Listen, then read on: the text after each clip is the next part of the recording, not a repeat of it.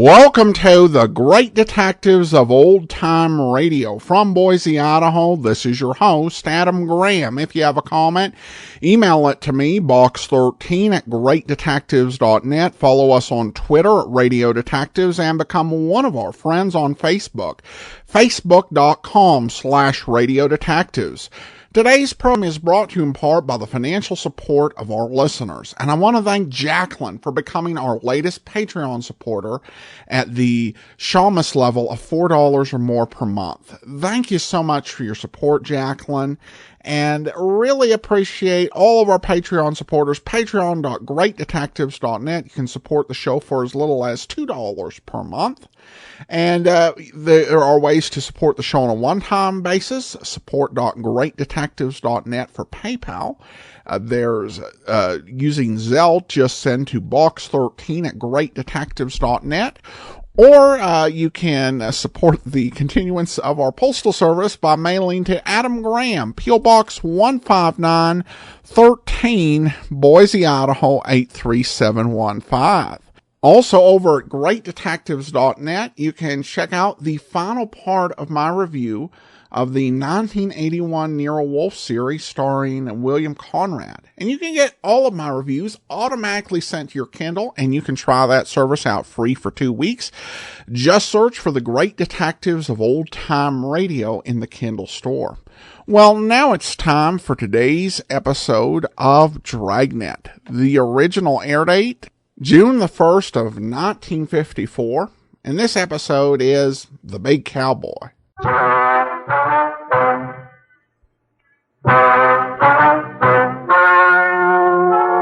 Ladies and gentlemen, the story you are about to hear is true. The names have been changed to protect the innocent. Dragnet.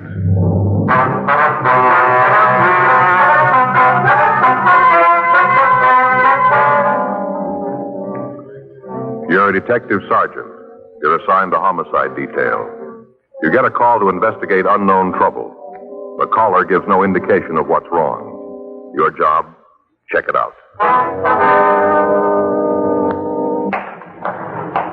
It was Saturday, July 18th. It was warm in Los Angeles. We were working the day watch at a homicide detail. My partner's Frank Smith. The boss is Captain Warman. My name's Friday. We were on our way back from questioning a suspect, and it was 10:56 a.m. when I got back to our car. Unit 1K80. Did you get me a pack, too? Yeah, here you are. Thanks. Say, Joe. Wonder if you'd do me a favor. I just did. I bought you a pack of cigarettes. No, something else. Well, I've been thinking about taking a sergeant's exam. See if I can crack it this time. yeah. I figure I got about 6 months before they're going to hold him again. Gives me plenty of time to get ready. It's a lot of work. You're going to have to really hustle the books, you know. Yeah, I know. I talked to Faye about it last night. Got it all squared away. The in-laws aren't going to come out this year. That's what loused me up last year. It is, huh? Sure, Joe. You know our house. We had Army cops all over the place, kids running around screaming. Nobody can study like that. You going to be able to work out the classes? Well, I'm going to have to. I can sure use the extra money. Faye and me'd like to do some work on the house. About the only way we can do it if I make sergeant. Well, what do you want me to do? Well, I wonder if you kind of help me out along the way. You made it. You tell me what to do and what to watch out for. Well, I'll do what I can for you, but there isn't anybody who can make it for you besides yourself. You know? Yeah, I know that, but just as long as you're in my corner, old buddy. I'll be in your corner. Attention all units. You better get that. Yeah. All units. At 5291 La Miranda Street, investigate unknown trouble. That's at 5291 La Miranda Street. Investigate unknown trouble. Car 11F93, take the call. Code 3, KMA 367. This is Miranda now, isn't it here? Yeah, 6100 block. We must have just passed the place. I didn't see anything, did you? Me either. It's code 3. It's important. Make a U and we'll go back and check it out. Right. Should be up here on the right. 5800, couple blocks up there. Take it easy. You should be in here. Yeah. Doesn't look like there's any trouble. Think this is it? You want to pull up? Yeah. At the back of the court. 5291. There's nothing going on. Yeah. Well, maybe I better verify that address, huh? Yeah. 1K80 to Control 1. Control 1 to 1K80. Go ahead. Would you repeat the address on the call to La Miranda Street? Stand by, 1K80. See anything? No. There's probably some kids having a time. Yeah. Control 1 to 1K80. That address is 5291 La Miranda. 5291 La Miranda. Roger, Control 1. 1K80, code 6 at that address. KMA 367. Well, this is it. We better check it out, huh?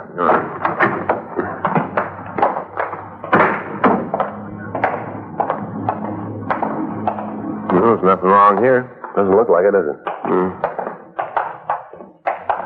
There's somebody back there, Joe. See him at the window? Get down, Frank. How about it? I don't know. One thing's sure. Yeah. They didn't send for us.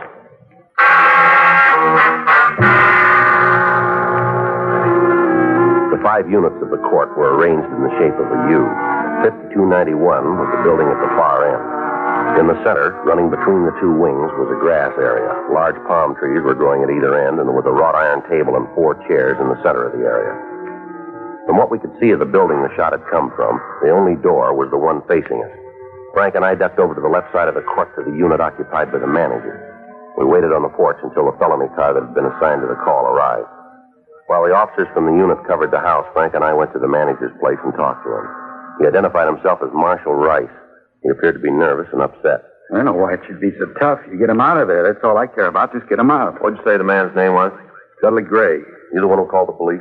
Yeah, I called him right after he took the first shot. I wasn't going to wait around for no repeat performance. You have any idea why he's doing this?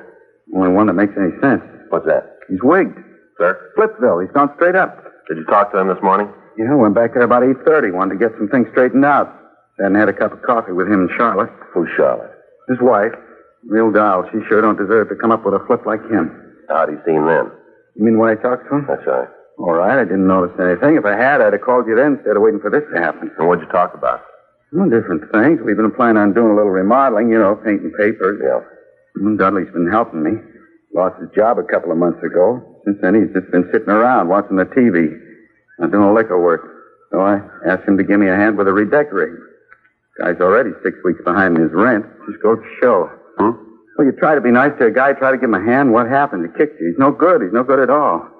You'll find out when he comes out. You'll see then. How long have they lived here? It's been a couple of years. You need the exact date they moved in? No, sir, not right now. You ever had any trouble with them before this? Nothing like this, that's for sure. But you have had trouble, huh? Well, sure. Just try to live together and not have a little beef now and then. What were the disagreements about? Different things. Sounds kind of silly when you talk about him. Well, it might help us get him out if we knew what caused this. Well, like he likes one baseball team, I like another. He don't like to fish, I don't like to hunt, things like that. Lay him out in the sun, they just dry right up. Silly little thing. Anything else? Well, guess I might as well tell you. You'll find out anyway. What's that? Oh, Dudley thought there was something between Charlotte and me. Of course, there wasn't, but you just couldn't convince him he was off base. Wasn't anything could convince him. He said something about that this morning, did he? Yeah, we were just sitting there talking about how he ought to help me out with a painting. Charlotte said he should. All of a sudden, he got this kind of wild look in his eye. Told me he knew all about me and his wife. Said I wasn't fooling anybody. Well, we just sat there. Didn't know what to think. Picked up his coffee cup and flung it across the room. Smashed it against the wall. Coffee all over the place. Streaming down the walls. Ruined the paint. Told me to get out of the house and leave Charlotte alone. Said if he ever saw me talking to her again, he'd make me sorry I did. Well, what about his family now? Are they in the house? I'm pretty sure they ain't. Charlotte took the kids and left right after I did. I saw them walk out. You know where they went? No, I can't help you there. Do you have any people or friends in the neighborhood here? Not that I ever heard. Got a sister down in National City, but I don't think she went there. Why say that? She didn't have no grips. She'd have gone there. She'd have taken clothes for the kids. Didn't have no grips when she left. Pretty sure she didn't go in National City. But you don't know where we can find her, huh? Not the least. Might have gone to a show till Dudley calms down. How do you figure to get him to come out? Well, we'll try to talk to him first, to reason with him. That ain't gonna do it. He hasn't got any reason left to do a thing like this. Well, we gotta try. You're gonna have to kill him. You just wait and see. That's the only way you're gonna get him out. Shoot the house full of holes and hope he gets in the middle. That's the only way. We hope so. You'll see. Something else you ought to know. Yeah, what's that?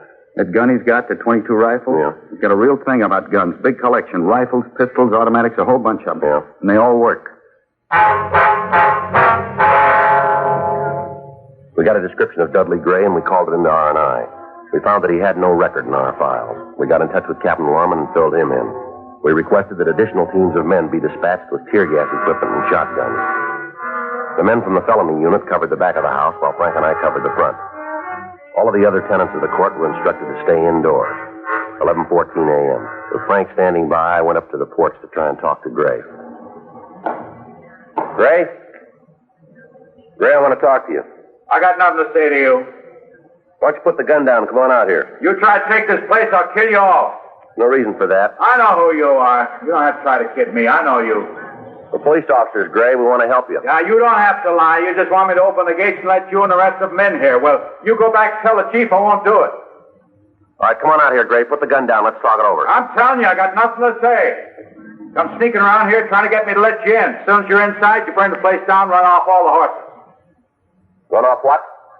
Yeah, I chew the cagey one. Well, it won't work. Told you, I know who you are. You go tell the chief that it didn't work. Not one Indian's getting in here, not one. I'm going to defend this fort till the cavalry gets here. They'll show you. Division on the way right now. Gray, come on out here. We're on your side. We want to help you. That's a lie. You got different clothes on, but I still recognize you. You were scouting around here last week. I remember. Now you get out of here. Come on, Gray. Give us a break. Let's talk it over. Joe? Right with you.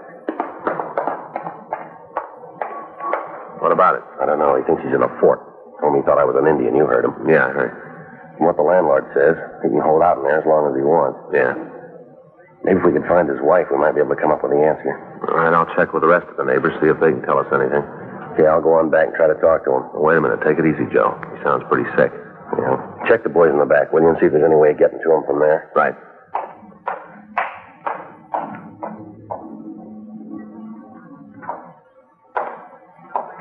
I see you out there. I see you. Now don't try anything. I'm ready for you.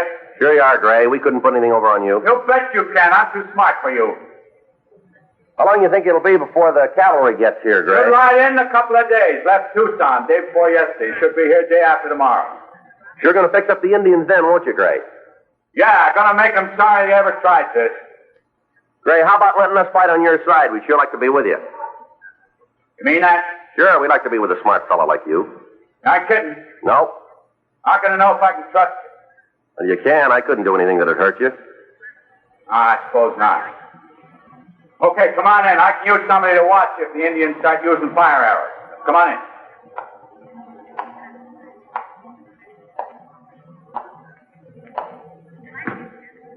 Okay, I'll keep you covered. As soon as you get here, I'll take the bar off the gate. All right. Now hurry up. Them Indians see you. They'll be all in here. Want to open the gate? Wait till you get a little closer. Can't take any chances. Almost there, Gray. You better open the door. Yeah, just a little closer. Thought you could fool me. Well, it didn't work, did it? Didn't work. You found out. It didn't work. When Gray fired at me, I dropped to the ground while Frank and the other officers returned the fire, driving the man away from the window. 11:47 a.m., the additional men arrived from the office with tear gas equipment. It was distributed, and we worked out a plan to take Gray. It was decided that 2 men would cover the right side of the house while another team covered the back.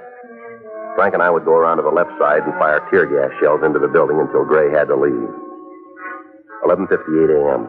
All of the officers were in position, and Frank and I started to move in to use the tear gas guns. All right. That's enough of that. Just get out of there. Other building, Joe. Yeah, I see her. You just get out of that garden. Go on now, out. Would you get back in the house, please? We don't want to get hurt here. Then you just better get right out of my azaleas. You knock down one more bush and you're in trouble. You don't understand, ma'am. There's a man in that house and he's got a gun. I don't care about Mr. Gray. What he does is his own business. I'm just telling you to get out of my flowers. All year I've been worrying over it, trying to coax the blossom out of them. Now you come around here with your big feet and ruin it all. We're sorry about that, but we have to get Gray out of that house. Then do it without stepping all over my flowers. You're a cop. You're supposed to know how to handle things like this. And look what you've done to my 2 brisk begonias. 3 months I've been working with them. Just put them out last week, and now look, they're all broken. You just ought to be ashamed of yourself, big men like you doing a thing like this to my flowers. Ashamed. Look, ma'am, if we hurt your flowers, we're sorry. As you did. Think you better get inside now, lady? Are you telling me what to do? Yes, ma'am. That's a direct order. Yes, ma'am. All right. I'll go, but you just remember, you ordered me to go. You're going to hear about this young man. What's your number? Beg your pardon? What's the number on your badge? I intend to report you for this. You'll find out. Poor tuberous begonias. You'll find out. Now, what's your number? Frank, you want to handle it? Yeah. Come on, ma'am. We can talk right over here. Oh, you don't think you can soft-soap me out of it? I'm going to cause a lot of trouble, a lot of it. Nothing you can do to stop me. If you'll just go on inside, well, I'll talk to you later. All right, but I'll be watching you. I'll be right here watching you.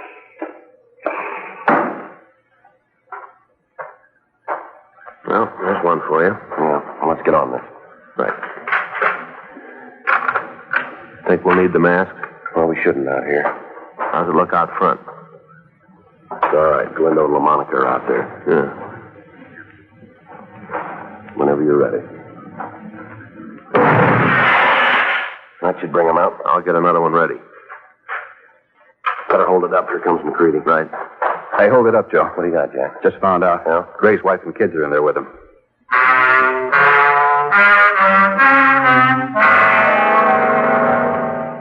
Sergeant Jack McCready was standing by in the manager's office when Mrs. Gray had telephoned from the house. With the possibility that innocent people might be hit, we were unable to fire into the home. We met with Captain Warman and discussed the methods we could use to get the woman and children out of the place. We worked out a plan. It would depend entirely on being able to talk to Mrs. Gray and explain what we were trying to do. Frank and I went to the manager's place and put in a call to the house. How about it? It's just starting to ring. Figure it'll work? I don't know. The only way we can make it go is to talk to the woman, explain the setup to her. Did you get in touch with the office about the doctor? Yeah. They're sending a psychiatrist out. You might be able to talk to Gray. I hope so. Anything? No. Looks like we're in trouble. Yeah. She won't answer the phone.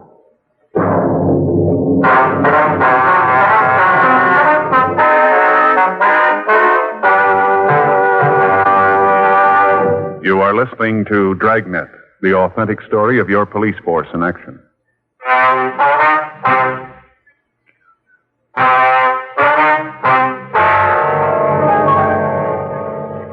Without being able to talk to the woman, there was little chance that the plan for getting her and the children out of the house would work. 1:14 p.m. A large crowd of people had gathered on the street in front of the court. Additional policemen from Metro Division had to be called in to control them. From time to time, Dudley Gray would scream something at the bystanders and fire into the crowd. So far, we'd been able to keep the curious citizens back far enough so that none of them were hurt, but it was only a matter of time before our luck ran out. Meanwhile, we were still faced with the problem of first getting the wife and children out of the house before we could attempt to take the man himself. 1:29 p.m. While Frank and Sergeant Jack McCready went around to the back of the house to ascertain the possibility of removing the family from that side, I again attempted to talk to Gray. Gray? Gray? Come on, Gray, we want to talk to you. I thought I killed you, Indian. Come on, Gray. We're police officers. We're trying to help you if you'll give us the chance. You expect me to believe that? The truth. No, that's what you say. I'll give you something. What's that? You better get out of here and take your friends with you. As soon as the cavalry gets here, you're all going to be in trouble. Now, come on, Gray. There isn't any cavalry. You're in Los Angeles. You're sick, Gray. We want to help you if you'll give us the chance. I don't need nothing from you. What about your wife and kids? You going to have them hurt? They're all right. Nothing's going to get to them. They're all right. They aren't going to stay that way with you shooting that gun. Well, you let me worry about it. They're my family. No concern of yours. They're mine. And you're going to have them killed, are you? Well, that's a lie. Why do you think I'm doing all this? It's for them, so they can get out of here. I want a bunch of Indians swarming all over the place. It's for them I'm doing this. It's kind of hard to buy, Gray. It's hard to see what you're trying to protect them from.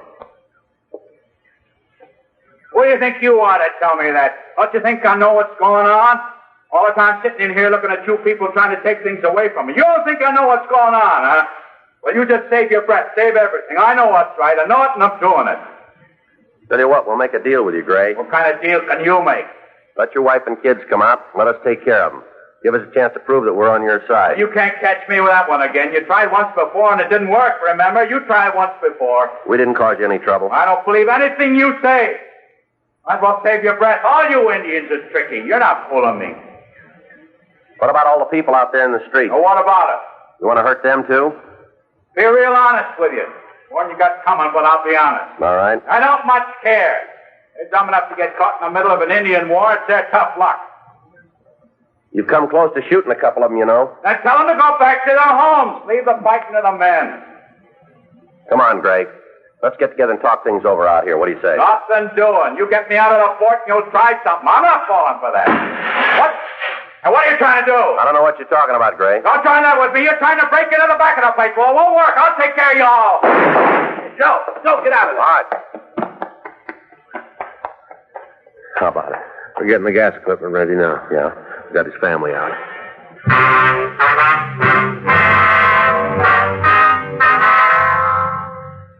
While I'd kept Gray busy in front of the house, Frank and Jack McCready had gone around to the rear. They'd found the room where Mrs. Gray and the children were hiding.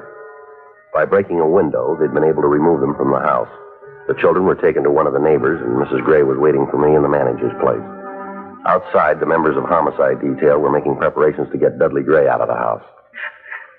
Thank God you got us out of there. I don't know how to tell you. It's all right now, Miss Gray. The children are out there. They're next door. Don't worry about it. What about Dudley? What are you going to do about him? Well, we're trying to get him to come out of the house. You're going to have to shoot him? Well, that depends on how he wants it. Oh, he's sick, Sergeant. You know that he doesn't know what he's doing. Sure, we know it, but your husband's in there taking pot shots at anybody who comes near him. Only a matter of time before somebody gets so close he can't miss. There's some way to get him to give up. You're a policeman. There've been things like this before. It seems like it'd be your job to get him out without hurting him. Well, we're trying. What caused this to happen? A lot of things, Sergeant. Well, Miss Gray, if we knew what's wrong with him, it might help. Could you give us some kind of an angle on it? I don't know how long it's been building. Maybe a year, maybe longer. It's hard to say. Just try to take care of the family, keep it together. Sometimes you don't see the signs. Yes, ma'am. It might be my fault. I guess it is. Just all of a sudden things got too heavy for him to carry. He lost his job. We couldn't pay the bills. Got so I wouldn't answer the phone because I knew it was somebody wanting their money. I try to take it easy, Miss Gray. He didn't have any way to get the pressure off. No way at all. Finally got him. All right, go ahead. You sure the children are all right? They're being taken care of? Yes, ma'am, they're fine. Are they having lunch? I couldn't fix them anything. They haven't eaten since this morning. I'm sure they'll be fed. Alice is kind of picky with her food, needs coaxing to eat. They'll be all right, Miss Gray. Would you go on, please? Well, it finally broke this morning. Once it started, there wasn't anything we could do. Marshall came over. That's the manager? Yes, he came over to ask Dudley if he'd help with the painting. Mentioned that it'd be a way to pay some of the back rent. Didn't mean anything. Dudley just took it the wrong way. What's that? Marshall told him about the rent. I said it was nice of him to give Dudley the chance to make it up. I didn't mean anything by it. Yeah. Dudley got up from the table and went into the living room and turned on the television. Didn't say a word to me, just got up and walked out. Mm-hmm. Sat there watching a picture, one of those cowboy things. Just sat there and watched it. Yeah. Kids went in and tried to talk to him, so did I. Tried to bring him out of it. Didn't even know we were in the room, just sat there and looked at the picture. Has your husband ever been under the care of a doctor? You mean for his mind? That's right. No, I was afraid to ask him. I should have, but it just seemed that it'd mean another bill. That was causing all the trouble anyway. I told you I was trying to believe that it wasn't anything serious, that it'd go away. Yeah. It's been better to have the bill. Anyway, he sat there for a while, then he just got up and walked to the closet, picked up the rifle, and told me and the kids to get into the back bedroom. Said that they weren't going to take the place. Did you know what he meant? Well, no, not at first. I knew there was something wrong, but I didn't know it'd be as bad as this. Is there anybody your husband's particularly fond of? Well, we've been married for 8 years, Sergeant. I guess I could qualify for That is what I mean, ma'am. Is there anyone that he'd listen to, a friend, maybe a minister or a priest? No, any friends he had have gone. They didn't understand his moods. There isn't anybody. All right, Miss Gray. Joe, see you, man? Yeah. Excuse me. Yes. Yeah. We ran out of time. Huh? Gray just shot a cop. The officer was not seriously wounded. He was removed to Georgia Street Receiving Hospital for treatment. People in the adjoining units were evacuated. The streets were cleared as much as possible, and the men were in position to move in. Frank, Jack McCready, and I were opposite the front door of the house. From Mrs. Gray, we learned that her husband had several hundred rounds of ammunition for the rifle that he was using. In addition to this, he had several handguns and ample shells for them. She told us that the other guns were located in a closet in the rear of the place. It was decided to pour tear gas into the back windows and try to keep Gray away from the other guns. Frank was armed with a sawed-off shotgun loaded with double-aught butt. McCready had a .45 caliber machine gun. The officers were in position and the signal was given. There go the gas guns. Yeah. They should be coming out pretty quick. Hope we can take them without killing them. We'll try. Gas is starting to come through the front windows. Go in. I quit. All right, throw the gun out, Gray. Throw the gun out. It won't do it. Come on, throw that gun out.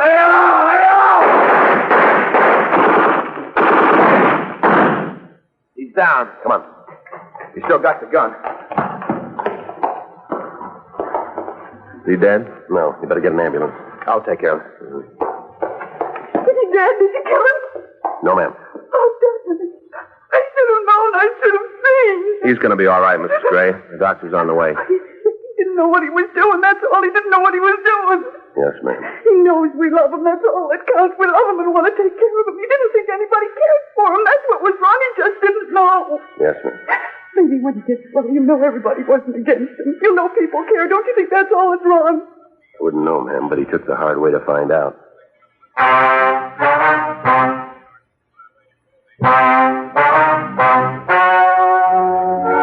The story you have just heard is true. The names were changed to protect the innocent. On August 26th, a preliminary hearing was held in the prison ward of the county hospital in and for the county of Los Angeles, state of California.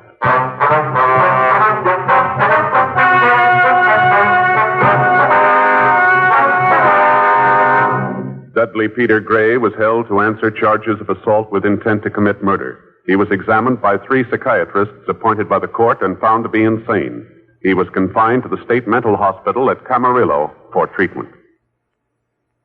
You have just heard Dragnet, the authentic story of your police force in action, and starring Jack Webb, a presentation of the United States Armed Forces Radio Service.